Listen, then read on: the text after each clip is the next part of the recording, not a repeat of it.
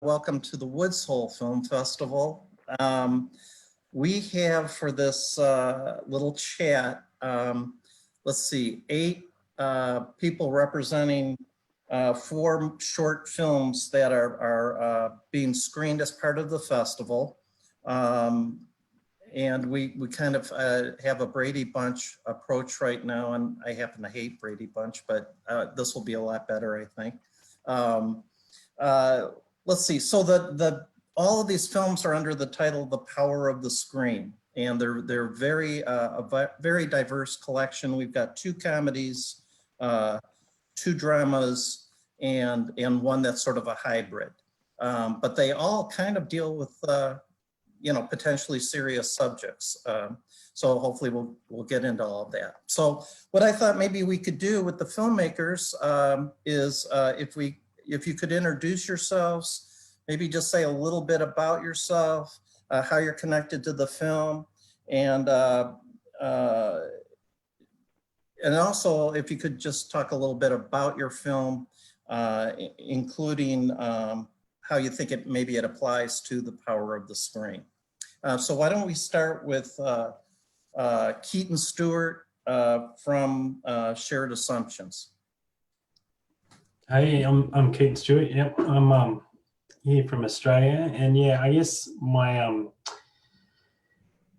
short film Shared Assumptions is look, it's about a fairly serious topic in terms of, or it's dealt with in a fairly serious way in terms of it involves a kidnapping and a bashing, but the film is really about our connection, or the way we read media and the way we read information, which as filmmakers, it's what we do. But I guess the unintended consequences part of it, or the way it relates to the screen, is the concept. It's based around social media.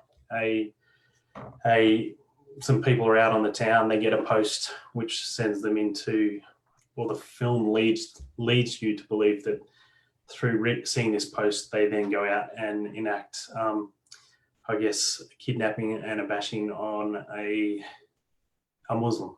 And the whole film, the concept of the film is based around the concept of really the idea that in such a short form medium, we don't actually get the full truth.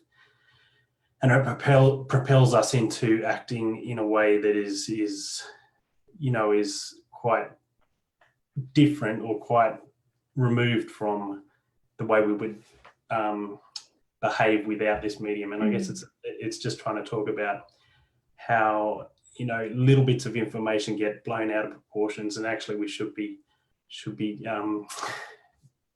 waiting to get more information. And I guess the whole concept of the title is shared assumptions. So we share willy-nilly these ideas about other people and other groups that we have only not really investigated ourselves, and they just snowball into huge consequences, I guess. And that's really what the film's trying to talk about. Yeah. And did you want me to talk a little bit about why it was? You know what, that would be great. Yeah, so I guess for me, it's actually a long line of my work. When I look back at all the work I do, a lot of my work is about judgment, but also about how we read information. And I guess that's pretty natural as filmmakers, that's a large part, but it's very much centered on it. All my films have dealt with that kind of concept, and really do. And I do artistic projects. A big one that probably was the catalyst for this piece was I brought people in and had a 2-way mirror or 1-way mirror. So they looked directly down a camera, and we could look through the camera. So they were looking directly at us, but they were watching a series of curated YouTube videos. And that was all about how people, when they're watching in a medium, they're taking in the information, but they don't necessarily get the ability to debrief. And also I showed them a series of videos that were some very violent things that you find on YouTube, then very comical things. So these things that get jammed together, and then advertising. So all these bits of media that get jammed together and juxtaposed on a format that then I think starts to skew our ability to understand what is or influences both ways. So we start to feel, about certain advertising that it might be funny, or we associate because we're so pushed by advertising that it decreases how we feel about those very violent things we see. So it was just a snowball effect of that, and building on that concept of a little bit of information taken the wrong way. Well, I mean, it does make sense, what you said about being filmmakers. Of course, all of you would be interested in the power of the screen. If not, boy, you're in the wrong business. Yeah. Anyway, okay, well, thanks. Let's see. So how about, let's see, Daniel, how about you with White Guys Solve Sexism? Wait, I think that's the ultimate is our movie. Chris. Oh, I'm sorry. Chris. I jumped No, it's ahead. okay. I'm sorry. Please. Man, I am Sorry. awful. But he could be a white guy that sold sexism. Sold it? Solved. Sold That's it right. or solved it? I'm sorry, No. Daniel. Who's selling no. sexism here? I thought Well, why don't we selling jump it. to Christopher? I'm sorry about that, Christopher. I'm giving Daniel credit for your work. Christopher, okay. why don't you talk about White Guys Solve Sexism, and then we'll talk about the ultimate. Cool. Yeah. I'm the writer, director, producer. I also act in it briefly of White Guys Solve Sexism. It's about two guys who make the Me Too movement about themselves, and the Harvey Weinstein incident about themselves.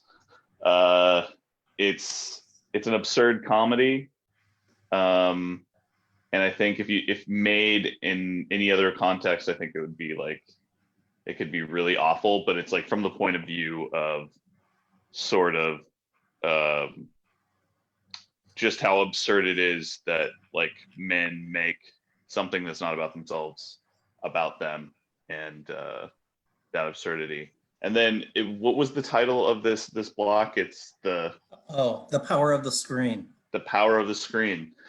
Well, and I think there's a lot, because the whole movie is about sort of how we perceive ourselves through media, especially men perceives themselves through media. So I think that's why it's partly part of this block.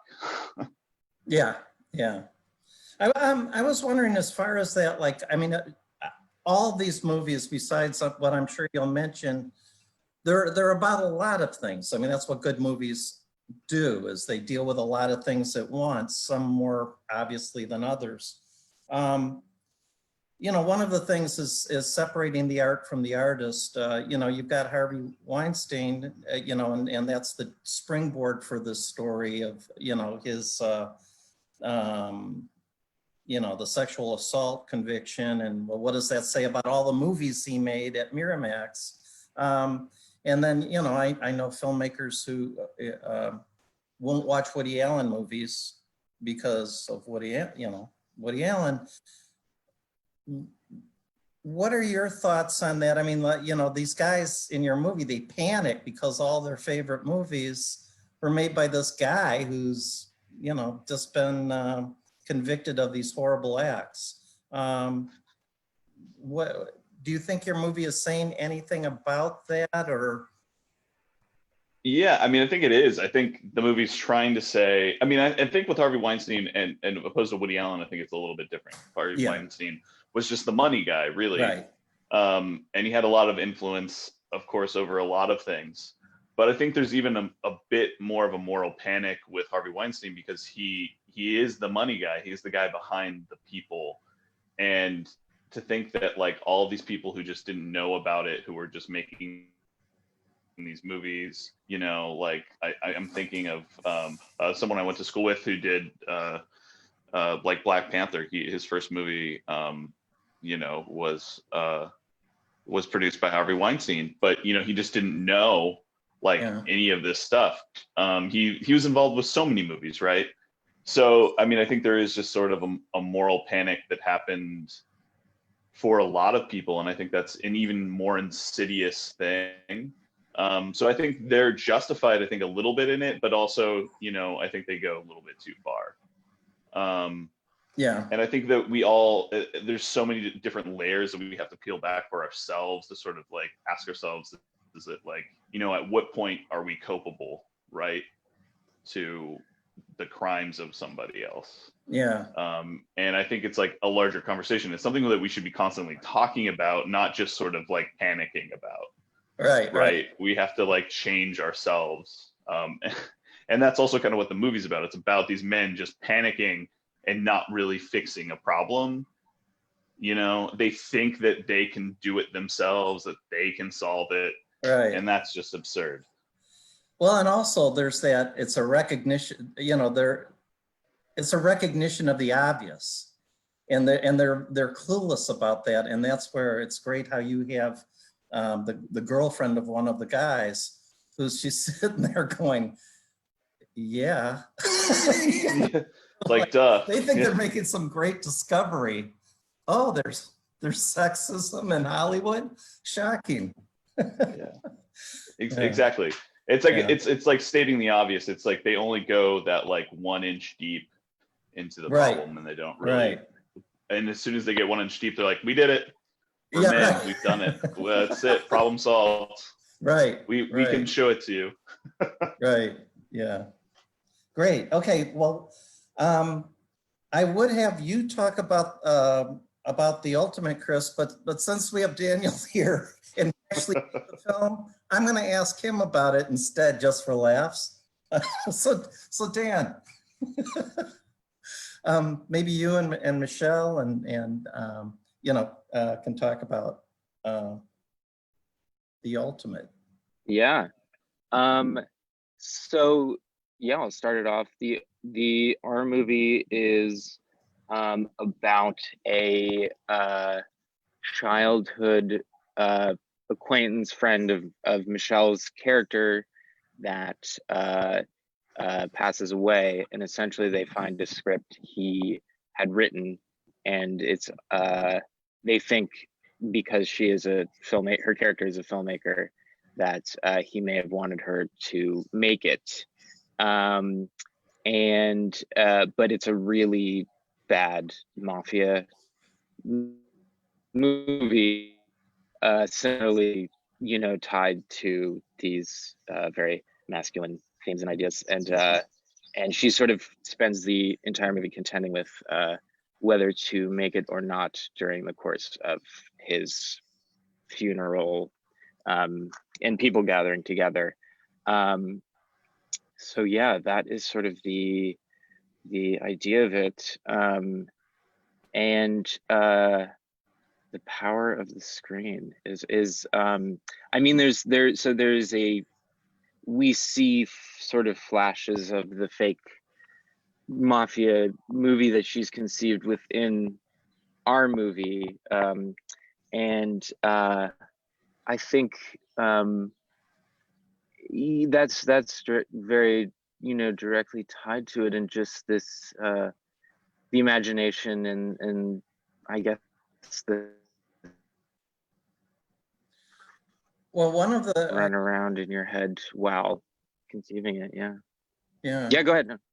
Oh, but just you know, I mean, one of the things about these movies is they all come at it from different angles, definitely. And I thought from yours, one of it is almost more, you know, how I don't know if you guys are based in LA or wherever, but you know, the old cliche that everybody has a script, and it's sort of like, you know, so everybody, you know, so this guy thinks that, you know, and his brother thinks, oh my God, I didn't realize my brother was a genius. Like, oh my God, oh, it's Theo Van Gogh has discovered, you know, his unrelated brother.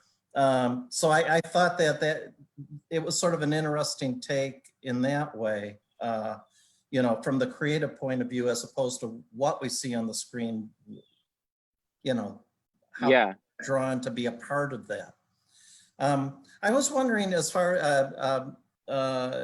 you know, because Michelle, you starred in it, and by the way, you're hilarious in it. Your Thank you. reaction shots are just every time, like just the sort of, oh my God, how did I get in this situation? And to express endlessly was just fantastic.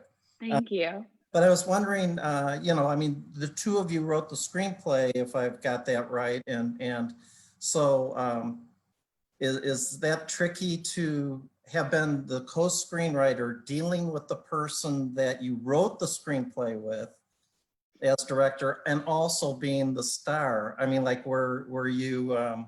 Did you guys have any arguments or anything about how to approach things? But Maybe Daniel, Kate. you're not directing this, right? Maybe Kate and Emily could answer that. There were definitely arguments, but there always are. Yeah. Yeah, I mean, because Daniel and I are actually partners as well in life. Oh, okay. And so we make a Oh my lot of movies. God. Yeah, so I was just kind of living out a fantasy of, shooting Yeah, him. I bet. I will chime in and say that you guys are both such collaborators. And though there's, disagreements and different opinion and like discussion, it was always in the service of the story. And you guys both like want to try every vantage point and see it from different perspectives. And that makes working with you like truly a joy and so creative. So I would say all arguments went well. Yeah. How about you, Emily? Yeah, I would agree. I mean, I think that, what was so cool about getting asked to work on this with Daniel and Michelle was that they were obviously so excited about the more discussion, the more collaboration, the better. And we love that. That's why we like this medium. So it was so fun. I don't actually remember any arguments. I'm sure there were, but I recall just like, yeah, what Kate said, just being on the same page about how to make the story the clearest and keeping the vision, which is pretty like, I think unique and very artful, and funny and dark. And I just think Daniel and Michelle did an amazing job, and they just invited us into that, in terms of like helping support and navigate that creative vision. Yeah. Yeah, because there were a lot of people. I was just saying, Yeah. there were a lot of people in the movie. Oh, Yeah, yeah. it was amazing. Yeah. In terms of this theme, I would just want to add that I feel like their movie blend like the space between like fantasy and reality, like storytelling and reality starts to like smush together. And I think, yeah, in terms of the power of medium, that is a really like tangible, sort of scary, visceral thing that I think we're all like living in. So this movie speaks to that for me, at least. Yeah. Like where my life and my art become the same scary world. Oh, man. Yeah. Yeah. Well said, Kate. I thought and actually even, it's taken to such an absurd degree where, Michelle, when you're standing at the casket and, giving the deceased tips on his screen, where he, I think we could workshop it, yeah. Well, I think she's actively throughout the movie trying to convince herself whether or not she should make it. And I think she's incorporating him in that decision. Yeah, yeah. Although you have a lot of power when you're the only one who can speak. But Yeah, you do. okay, well, why don't we move on to If Anything Happens, I Love You, which is it's the only animated film of the five in this set. Very, very, very powerful film. Left me pretty winded. Both times I saw it, you would think after seeing it the first time, maybe I would be ready for it, but a knockout emotionally. And we have Will McCormick and is it Michael Govier? Is that how? Yeah, Govier. Okay. Could you talk a little bit about yourselves and how this movie came about? What inspired it? Yeah, the film, If Anything Happens, I Love You. It's a film about grieving parents who are just struggling with a huge loss. And the film is really just an elegy on grief. And so the film is just about grief, what grief looks like, and how it feels. Yeah. Boy, that's pretty direct and you're right on the money. Okay. Did this come from, I don't want to get too personal here, but did this come from any personal experience, or why did you, both of you, choose to go with this subject? And I think Will and I both have been talking about grief a lot, and there's, and even, I think everyone, it's a universal thing. Everyone's experienced grief and experienced grief on all kinds of levels. And I think you can relate to the film, whether or not, you lost a child in a school shooting, or if you, just lost any relative or loved one in kind of any manner. And so I think there's a lot of us, especially in the time we're in right now, I think you can really, there's a lot of grieving in our world. Yeah. And I think there's a lot of ways you can relate to the subject matter. Yeah. Even the potential for that, even if you haven't lost a child, if you've come close to losing a child, or even just if you have a child, the idea of something like that happening, it's a kick in the gut. And to focus on the, through the two parents and how they relate to each other, and how, as they struggle to work their way through that grief is wow, it's remarkable what you guys did. Will, did you have anything to add?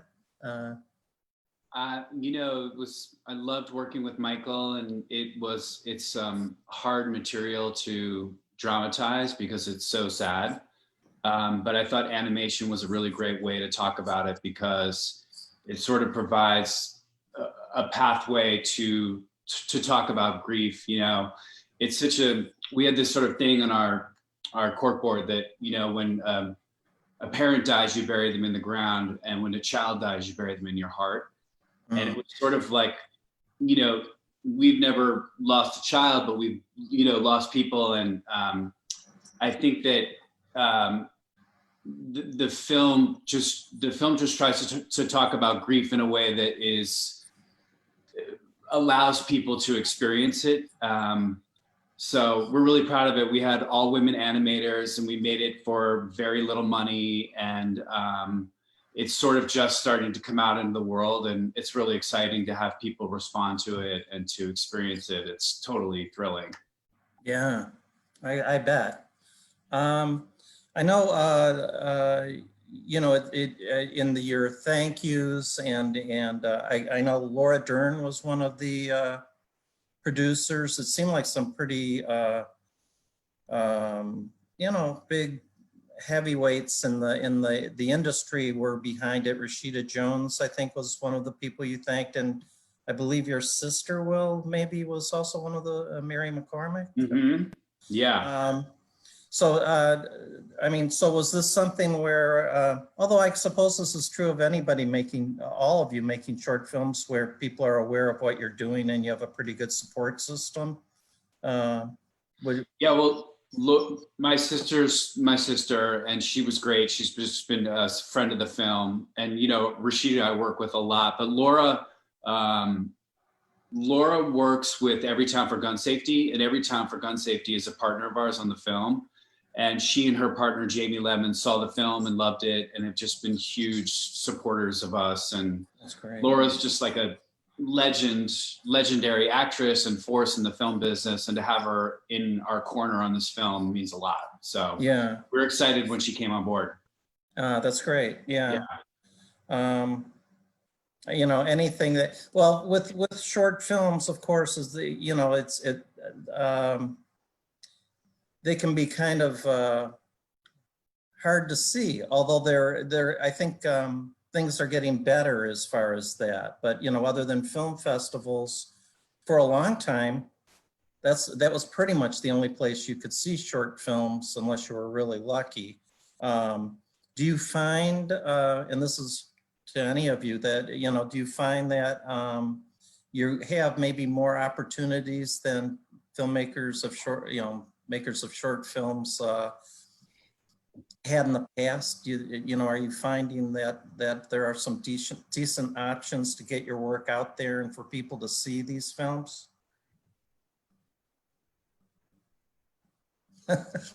Any, And silence. yeah, I know. Sorry. Obviously a very bad. No, that was a good question. Oh. It's hard to know right now too, because all of these film festivals are virtual. So right. It's hard to know. It's so odd, this experience, but I don't know. I mean, it does seem like people are making more short films now than they used to, and it seems more that there's more films being made. So I think it's more competitive, but I also think the festival circuit feels more competitive than it's ever been. But I also think that that's great because there's more people making movies, you know? Yeah. Well, And I think as far as the potential, as far as like where they can go, like all these streaming services are just beginning to pick up short films. Oh, you know, right. you're seeing more short films on like, you know, Netflix now has some, you know, you see them on the Disney Plus, on, you know, HBO. You're seeing these little people pick up these shorts. And so it's getting interesting because before you never would see that. So it's an interesting moment of a crossover. Maybe that will build a groundswell. Yeah, oh, that's a great point, you know, and you know, I mean, we are obviously, like everything throughout the history of film with any advancements, there's pluses and minuses. The minus always seems to be that fewer people are go to the theater because things are so accessible at home now. But the beauty of it is that makes sense, that your films will be able to be seen more, you know, more on places like Netflix. And so, okay.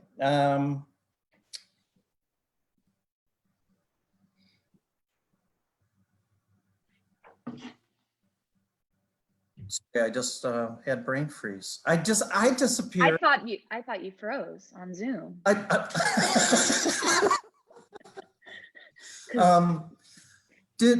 As far as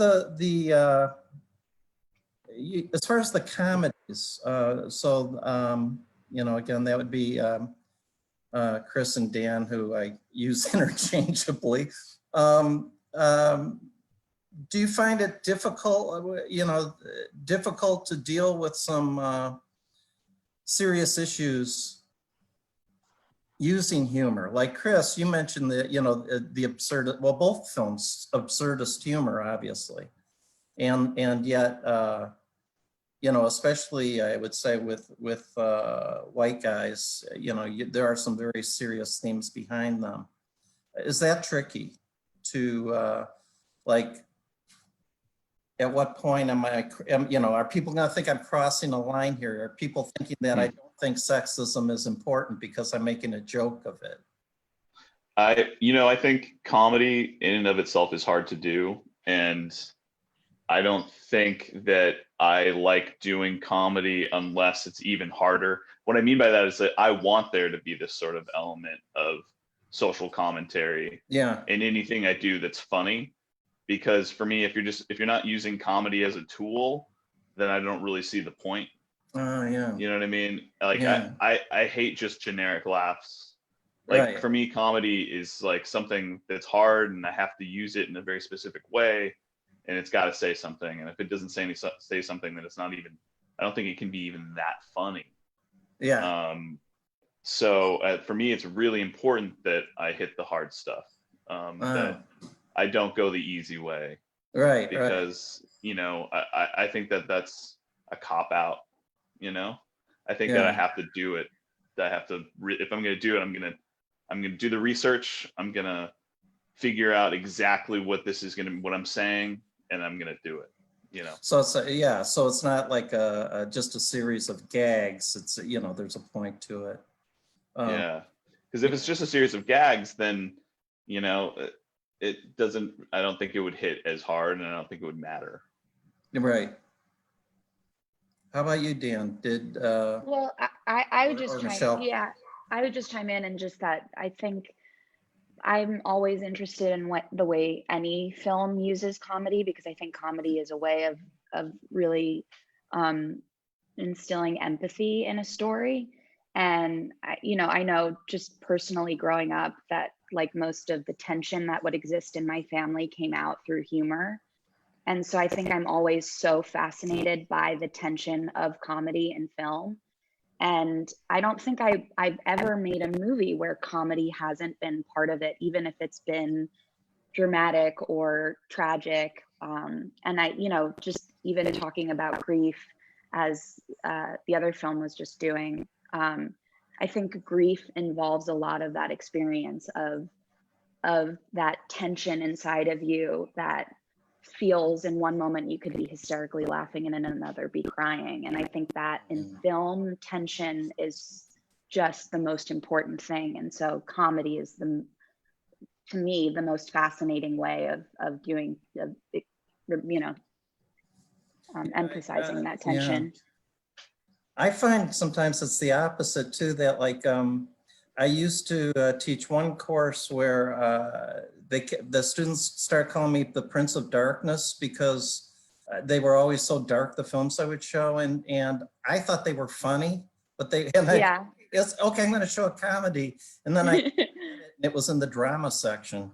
Yeah. This is so dark. But I think, I'm so interested too, because you see some movies that are just so unbelievably depressing, but still have a sense of comedy in them. And that I think is what really pulls the audience into the story, that like, I too could experience something like this. I don't know, it's a way of connecting the audience to the film. Right. No, I think there's a lot of truth to that. I don't know, and maybe Keaton and Michael and Will could address this. In your films, I'm trying to remember if I saw any comedy, and if there might be a bit like in the henchman of the two guys in Keaton's film, he's kind of a bit of a goofball, but I would say, those are pretty serious films. I don't know if I saw a lot of comedy, certainly like in it, If Anything Can Happen, I Love You, and yet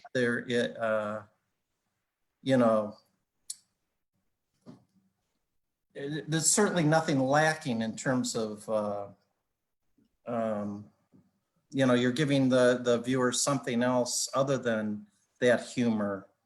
I don't think there's like true I wouldn't say comedy, like, oh, here's the bit or here's the moment, but there's moments of levity and there's moments of lightness. And I guess that's as far as I would say. And so there's moments of lightness and showing that kind of human experience where it's like, you have, how waves of grief come, when grief comes, sometimes you're like, oh my gosh, I remember. Then you're like, and then that memory triggers like, oh, I remember. And then maybe you go back to like the missing, but you have all this flow of as you remember someone. And so I would say it's the lightning experience as opposed to maybe just like a genuine laugh. As far as our piece. Yeah, and I think, even just like the patch on the back of the, whether it's a barn or the back of the house, where he sees the blue and you're wondering what's that, and it's all painted it all. Yeah, that makes sense. Yeah, and like you said, it really rings true to life. That mixture. Yeah, I think ultimately the thing you can't get away from, and my background is editing, so there's no good story in the world that won't be a mountain. It can't no story works if it's all here or all here or all here. So I think that ultimately, whether it's laugh out loud funny or it's just an offhand line that takes you out of takes you to those lighter areas and then back down, it is the most important thing with any storytelling is they all find their own rhythm and they need a rhythm, but that rhythm needs to be undulating to kind of take people on a journey. Otherwise it's never going to work. Right. Yeah, certainly one of the things that's so effective about your film is the central character, where he seems like such a nice guy in a lot of the scenes. And I think there's a real lesson there too, that it shows that, people that you see that you think are the nicest people can still be capable of really horrendous acts. Yeah, I guess that was really important to me. I guess that's part of, and probably, I don't know whether I should be saying this without going out into the world, but there's a bit of truth to it in terms of my own experience with my brother. Like, wouldn't harm a fly, but I guess that thing of what starts to happen with the media, and I want to talk in a sec just about that concept of I guess in the idea of the power of the screen, how powerful it is, and part of the problem with that is how we get led down a path. And these people that ultimately, and everyone in their own way is out there being that nice guy, that nice person. And I think that was what was really important. I mean, there is actually a lot of lies in my film, in terms of the whole thing is, if you actually pull it apart, you won't see that anything is answered the way the person viewing it believes it's happening. Yeah. It's all just, the suggestions of, and the whole concept is that idea that people will read more into a moment than is actually there. And then they start piecing together the parts, and they ultimately say, this is why this act happened. And, in the film, there is no reason. When you actually look at it, it feels like there was, but when you look at it, there is no reason. And I guess part of the reason that I explore this concept, and it is really strong in this idea of the power of the screen, but I guess it's more about the way we perceive information given to us through vision and video or film, and whether it be a film that is put together or whether it be just information on social media, is we have this tendency to read it as real, especially film mediums. We still think that there's this that it's as much as we know that it can all be manipulated, we still read it as very real because it's so visceral, and that's what it is. That's why it's been such a powerful medium across its history to change the way people behave and that kind of thing. And I think there's two things, or he's a bit of a pop culture philosopher, but Alain de Botton has a book called The News, and in that he talks about how there's two ways of controlling a population. There's lack of information, so you very strenuously can control it, say like North Korea, or you have an oversaturation of media and people tune out. And largely in the Western culture, that's what we have, is an oversaturation of media. But we also have now, unlike before, we have a lot of people, and I guess this is where the unintended consequences come in, a lot of people who aren't trained using this medium and putting information out there every day, and they put together, the whole concept of editing is about juxtaposition. I take this image and I put it next to this, and then it creates a new meaning. And we've got a whole lot of people out there every day now putting this information together, and people reading that information, taking it in. So I think in terms of where we're at with that idea of the power of the screen and what we take in every day, it's quite a tricky space to navigate as a paid, if you're engaging with it. So yeah. And even just the, with people often just taking things, believing everything they read or whatever, and not considering the source. Is it a credible source or not? And here, right, your very first scene, you're showing the source of this information that, that triggers all these things. And it's just, somebody probably coming home from a party just throwing off a remark as if they know what they're talking about. Yeah. There was actually there was actually a fairly big case over here in Australia to do with the church, and one of the big key pieces of information that I think helped kind of get the person convicted, and then subsequently it got overturned. But the the defense wanted to put into submission an animated map of where this person traveled during the event.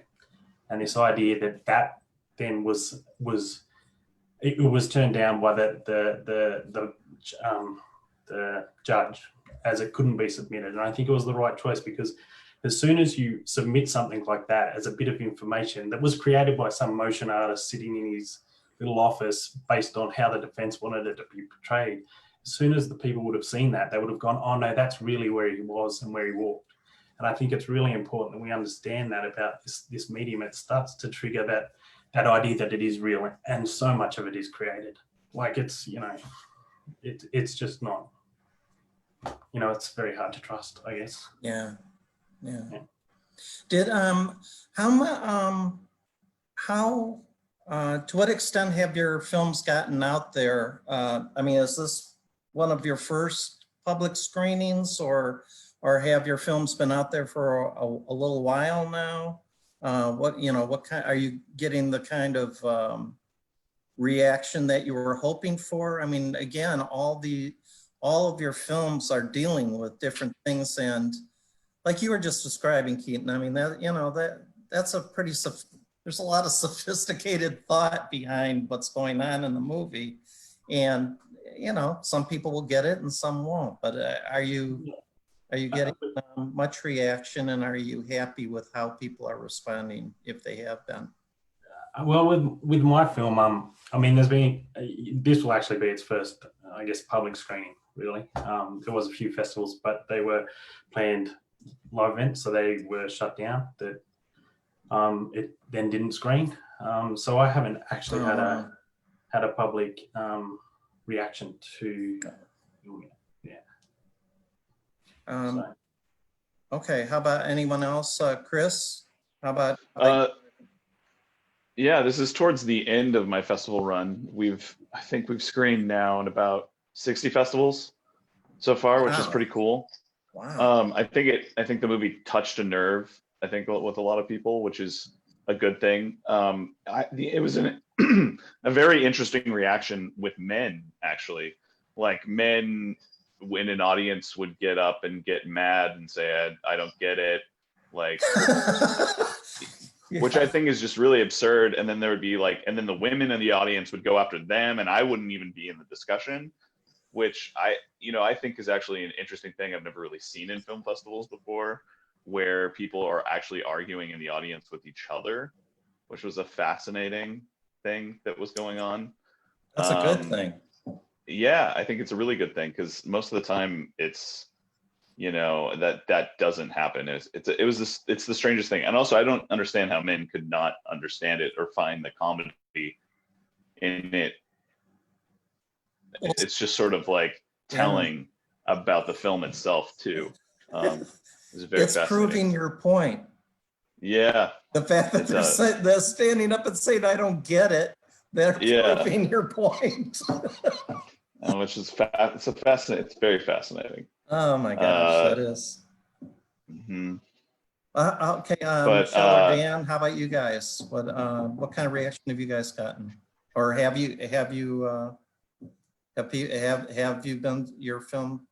your film been screened a lot? Was that to me? I was having a technical difficulty. Oh, hey, not me. Great. Yeah. Was it? So sorry. Can you repeat that? The question was, have we? Oh, I'm sure. Like, have you guys? Has your film gotten out there much yet? And if so, have you gotten much reaction, or what reaction have you gotten? It has not gotten out there at all. This is definitely the first festival. Cool. Sorry, there's a really loud bug. It has not, unfortunately. It's yeah, I don't know. It's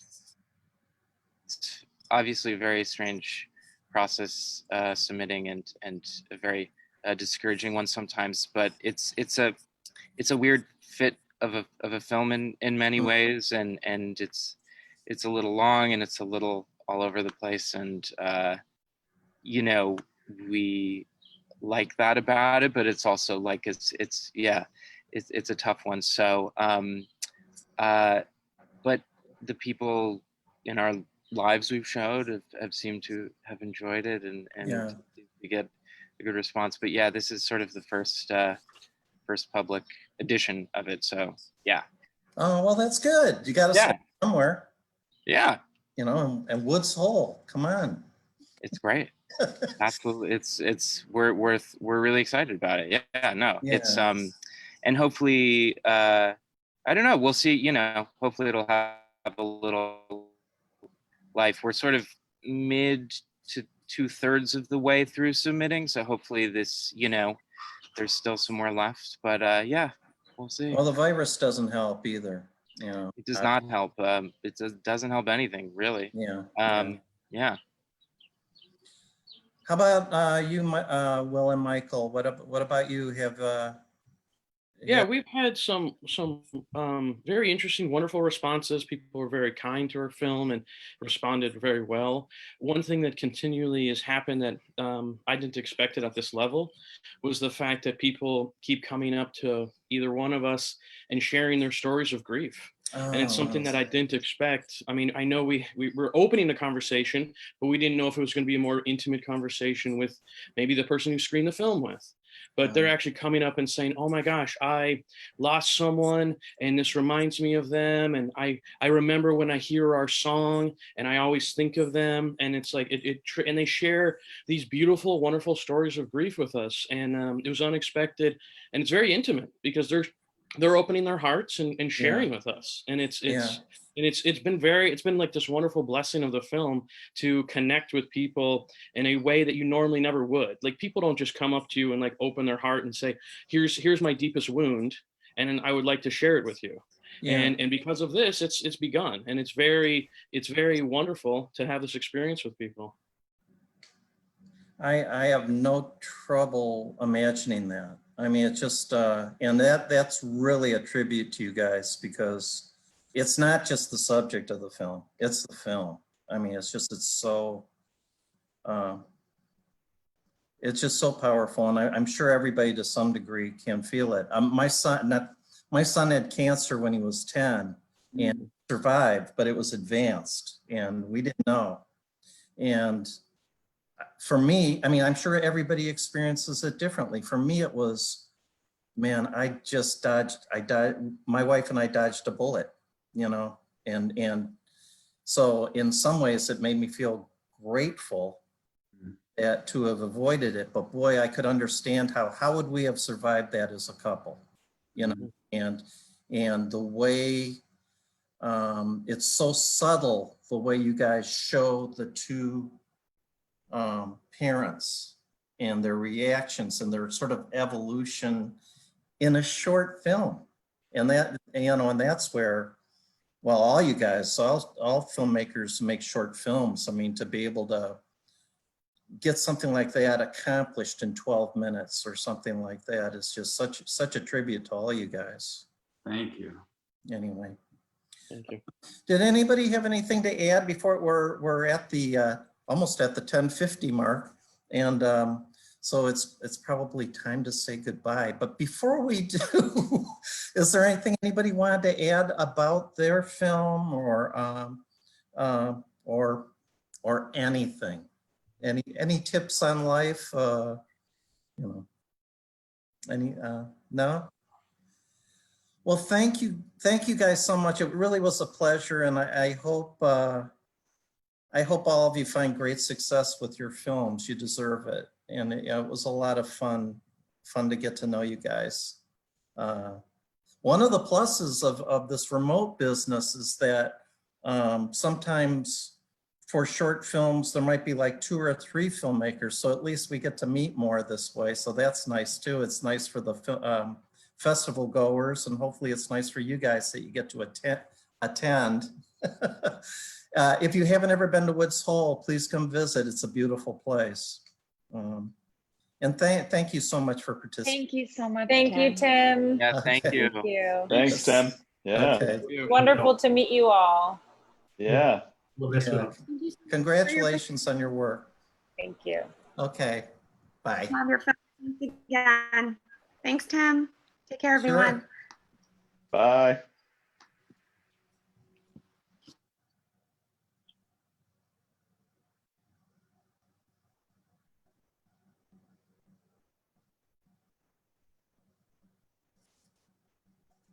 Lillian, are you still there?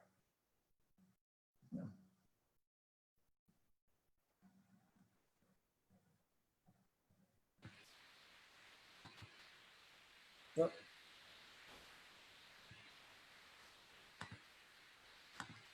Lillian.